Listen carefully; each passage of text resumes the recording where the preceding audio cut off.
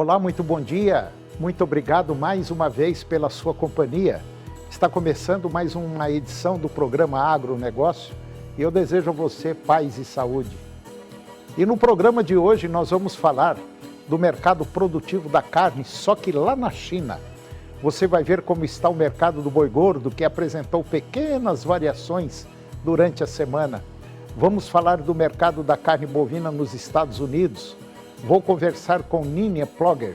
Ela é presidente do Forbes Mulheres do Agro, acionista de empresas do setor de reflorestamento, Conselho CASAG, ABAG, MEI, Conselho CNBI, International Relations, e vamos falar da importância da mulher no campo. O programa Agronegócio já está no ar.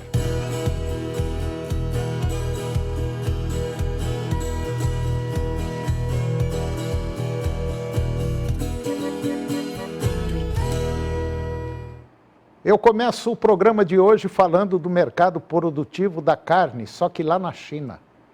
A produção chinesa de carnes bateu recorde no primeiro semestre, impulsionada principalmente por aves e bovinos. Segundo dados do Ministério da Agricultura e de Assuntos Rurais da China, que foram compilados pela Datagro. No período, a produção de carne bovina alcançou 3.400.000 toneladas, enquanto que aves chegaram na casa de 12.700.000 toneladas.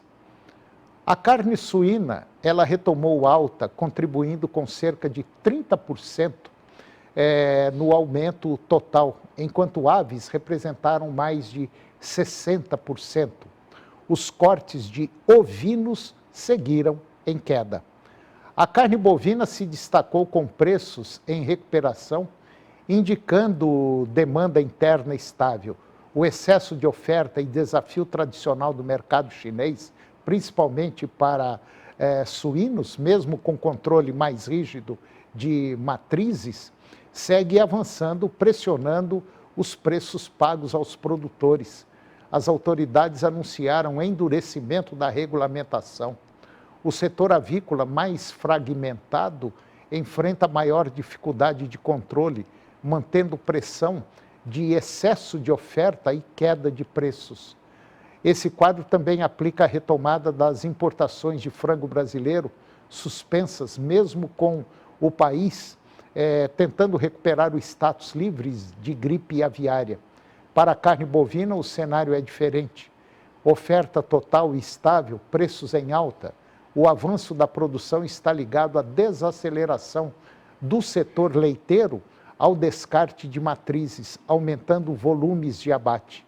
As importações registraram primeira alta do ano em junho, sinalizando redução da pressão sobre compras externas de cortes. O quadro abre perspectivas favoráveis para o Brasil.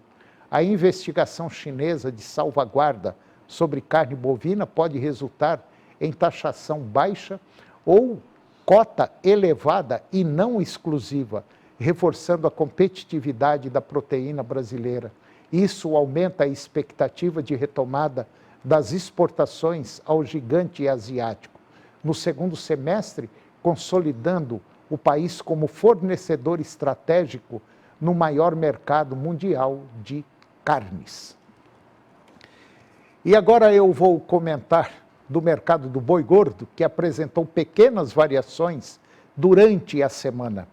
O mercado do boi gordo apresentou estabilidade em São Paulo, pelo menos segundo a análise que foi divulgada agora no final da semana passada, no informativo Tem Boi na Linha da Scott Consultoria. A oferta de animais aumentou entre quarta e quinta-feira, enquanto o escoamento de carne manteve bom ritmo no mercado interno e também nas exportações. A cotação de todas as categorias permaneceu estável, pelo menos é o que informou o boletim.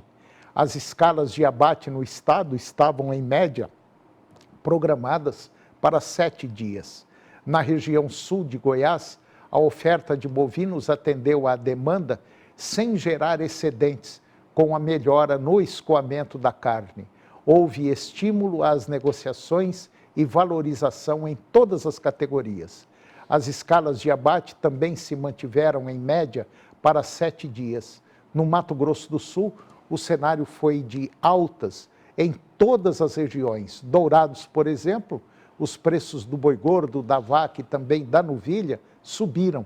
Em Campo Grande houve aumento para o boi gordo, enquanto vaca e novilha seguiram estáveis. Já em Três Lagoas, as cotações do boi gordo e também da vaca tiveram alta e a novilha manteve-se estável. A valorização também atingiu o chamado boi China, que registrou ágil sobre o boi comum nas 3 regiões citadas, e as escalas de abate no estado, em média, cobriram uma semana de programação. E agora você vai ver como está a situação da carne bovina lá nos Estados Unidos.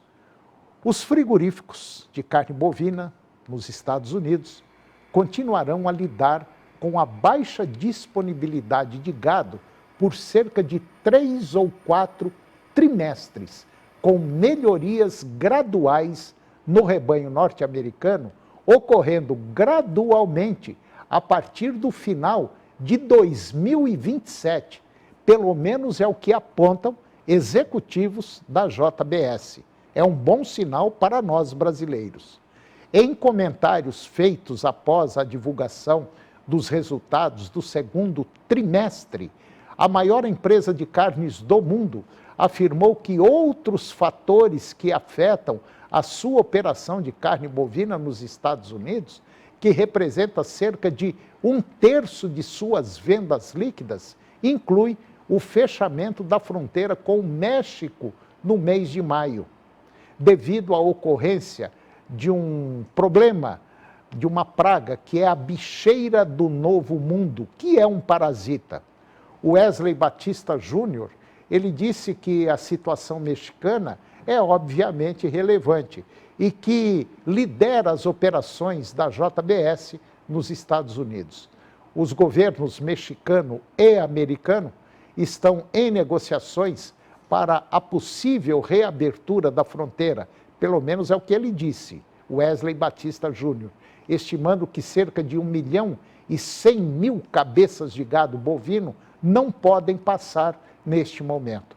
Outros desafios operacionais da empresa nos Estados Unidos incluem o negócio de carne suína, que foi fortemente afetado desde que o presidente Donald Trump iniciou uma guerra comercial com Pequim. A JBS disse que as restrições às exportações de frango brasileiro da China e da União Europeia, aplicadas desde maio, após um surto de gripe aviária no maior exportador de aves do mundo, também estão pesando sobre a JBS, que recentemente passou a ter ações listadas nos Estados Unidos. O CEO Gilberto Tomazoni, ele estimou que se as barreiras comerciais sanitárias não forem removidas, o lucro antes do juros, impostos, depreciação e amortização, que é conhecido como EBITDA, da divisão de alimentos preparados Seara no Brasil, poderá ser impactado em cerca de 1,5%. As margens da Seara, no entanto, permaneceram na casa dos 2 dígitos, apesar das interrupções relacionadas à gripe aviária no segundo trimestre, impulsionada também pelos fortes resultados da processadora de aves Pilgrim's Pride. A empresa registrou vendas líquidas recordes de 21 bilhões de dólares, enquanto o lucro líquido aumentou quase 61% para 528 milhões de dólares no segundo trimestre. E agora vamos falar do mercado exportador de frutas aqui do Brasil. A Associação Brasileira dos Exportadores e Produtores de Frutas e Derivados, a Abrafrutas, avalia que o pacote de medidas anunciado pelo governo federal para enfrentar a sobretaxa de 50% imposta pelos Estados Unidos representa um avanço para empresas exportadoras, mas ainda deixa lacunas importantes para o setor.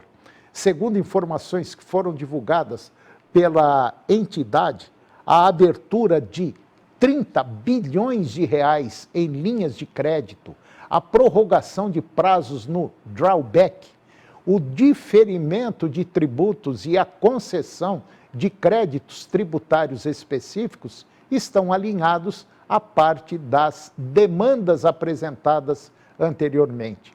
Entre os pontos positivos destacados pela Abrafrutas estão a ampliação do acesso a seguro de crédito à exportação e também a possibilidade de compras públicas para absorção da produção afetada, medida que pode amenizar as perdas imediatas. Apesar disso, a associação alerta que as ações não contemplam plenamente a realidade da cadeia produtiva da fruticultura. Pequenos produtores que vendem a sua produção para exportadores correm o risco de ficar desassistidos, já que os instrumentos priorizam diretamente quem exporta. A entidade teme que a falta de apoio efetivo na base da produção gere retração nas compras e prejuízos à renda e à permanência desses agricultores no campo. A Abrafrutas afirma que continuará trabalhando junto ao governo federal e ao Congresso Nacional para ampliar as medidas emergenciais e intensificar esforços diplomáticos visando a retirada definitiva da sobretaxa. O objetivo é preservar a competitividade das frutas brasileiras no mercado internacional e garantir a sustentabilidade de toda a cadeia produtiva. De acordo com o representante da Abrafrutas, o Guilherme Coelho, a prioridade é que as soluções cheguem a todos os elos do setor, garantindo que o Brasil mantenha sua posição de destaque como fornecedor mundial de frutas frescas de qualidade. E depois do intervalo, nós vamos falar sobre as mulheres do agro. É um tema muito interessante que será discutido por uma pessoa que tem condições tranquila de falar sobre a importância da mulher no campo. Nós voltamos já, é um minuto só.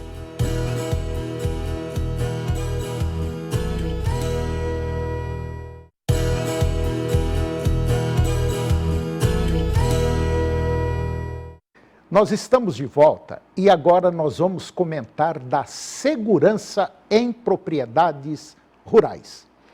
Você que cuida da fazenda, da produção ou do seu negócio rural sabe, lidar com várias empresas ao mesmo tempo só atrasa e gera custo. Então, por que não contar com quem faz tudo há mais de 30 anos? A Tecnoseg, ela oferece segurança patrimonial, monitoramento 24 horas, portaria remota e agora uma novidade, o Totem Vigilante Inteligência Artificial, que identifica situações suspeitas e aciona a central em segundos. Tecnologia de ponta, equipe qualificada e serviço regulamentado pela Polícia Federal. Tecnoseg, tradição, confiança e proteção para o seu patrimônio. Ligue 4009-4900. E agora eu vou conversar com Nina Ploger. Nina Ploger é presidente Forbes Mulheres do Agro, acionista de empresas do setor de reflorestamento, Conselho COSAG, ABAG, MEI, Conselho CNBI, International Relations, e vamos falar de um tema importantíssimo e muito atual, que é a importância da mulher no campo. Nina Ploger, muito bom dia, muito obrigado pela sua presença, é um prazer tê-la aqui. Tá tudo bem? Olá, Antônio, muito bom dia. Tá tudo ótimo, melhor quando a gente tem esse espaço de fala para as mulheres. É verdade. Nina, me fala um pouquinho da Forbes Mulheres Agro. O que é Forbes Mulheres Agro? O que ela faz? A Forbes, como as pessoas já conhecem, é uma marca de uma revista americana, Sim. que sempre foi conhecida por trazer as fortunas, né? Empresários e pessoas mais ricas do mundo. Então, eles têm aquele ranking dos top 10, os top 50 e 100. E aqui no Brasil, o publisher, né, e hoje diretor-geral, nosso presidente Camarote, que trouxe a Forbes para o Brasil, ele teve essa visão, num momento em que o mundo passa por tantas mudanças, de criar o FMA, que é o Forbes Mulher Agro, e dar para as mulheres um espaço de fala, de artigos, de encontros, onde a gente traz a sociedade para um debate, nós trazemos expertises em assuntos e temas que temos, às vezes, muito interesse e não muito conhecimento. Então, acho que é esse espaço na comunicação, hoje de forma, a gente sabe, digital, por escrita também através da revista Forbes, e todas essas mídias, né? Esse espaço realmente para a mulher poder se posicionar. Bom, você é uma pessoa que está, vamos dizer assim, integrada, engajada nesse setor de mulheres no agro. E nós sabemos que é um setor que vem assim em franco crescimento. Quer dizer, antigamente a gente tinha aqueles termos que usavam, não, eu vou para a roça, eu vou lá para a lavoura, sabe? A coisa parece que destoava muito. E hoje a gente sente que o setor agropecuário passou e está passando por uma transformação, não só técnica, mas como profissional e também com a entrada da mulher no agro. Porque o agro ele era visto de uma forma, hoje é um baita do negócio, é um mega negócio que movimenta o planeta, correto? Corretíssimo, corretíssimo. Nós sabemos aí que segurança alimentar, segurança energética é um tema muito importante para o mundo inteiro. A mulher hoje, né, e aí há algum tempo algumas mulheres já estavam à frente de gestões de fazendas, então, só para ter um número de 5 milhões de propriedades rurais, 1 milhão tem uma mulher na sua gestão, né? Ou seja, à frente do negócio. Então, se você vê o percentual e depois você explota ali um pouco para a questão do C-level, da gestão de executivos, você tem bem menos, né? Então, não é representativo. E à frente nós aumentamos muito. Então, claro, ainda temos aí um espaço grande, mas já temos muitas mulheres, sim, à frente das fazendas. Então, no nosso grupo Forbes mesmo, aí nós temos um grupo de poucas mulheres e temos mulheres que estão levando práticas. Você vê a Carmen Pérez, que é uma pessoa inspiradora, que leva as práticas, né, desse animal health, da saúde animal, né, do cuidado com o animal. Temos ali também pessoas da soja, de Minas, na Bahia com algodão, Alessandra Zanotto, que é presidente do Sindicato do Algodão na Bahia. Olha que coisa boa, né? A gente está vendo essa mudança acontecer. Tivemos a Teca lá na SRB, né? Foi presidente, agora não está mais. Então, assim, tem as instituições também que a gente precisa estar em cargos e fazendo ali, né? Partilhando, compartilhando com os nossos colegas. E a gente, se a gente fizer assim um levantamento, nós vamos perceber que não é só no agro. A mulher está tendo um espaço muito grande. Eu acredito porque a mulher ela é mais, como que eu diria, ela é assim mais detalhista. Ela vai nos detalhes e não deixa a coisa passar. Quer dizer, outro dia um amigo meu falou assim, rapaz, eu prefiro pegar 3, 4 policiais na frente do que pegar uma mulher pedindo documento para mim. Ela é detalhista, elas não deixam passar nada. Talvez seja por isso que a coisa está se engajando, está andando e está indo rápido demais. Olha, Antônio, se eu te perguntar assim, Antônio, qual foram na sua infância e na sua juventude, adolescência, os momentos de aprendizado que você deve ter tido? Mulher. Você com certeza teve com sua mãe, com Verdade. suas tias, não é? Foi. Então, a mulher, ela tem esse papel de passar a cultura. Nós Uhum. temos no dia a dia a nossa prole, nossos filhos, e nós temos que ensiná-los a ser éticos, a serem corretos, a fazerem as coisas da melhor forma, a não se envolver com nada errado. Então, o que eles têm que comer para fazer bem. Então, a mulher, ela passa a cultura daquele povo, daquela sociedade. Então, é um papel muito importante, né? A partir daí, você imagina, quando você olha o seu filho, você extrapola isso para o amigo do seu filho, para a namorada do seu filho, para sua nora, para o seu genro. Então, a mulher, ela tem esse cuidado. Ao ter esta visão de cuidado, a mulher sempre está olhando os detalhes ali. Se tomou a vacina, depois mandou a aplicação para a universidade, como é que está lá na empresa, filho, a sua promoção e tal?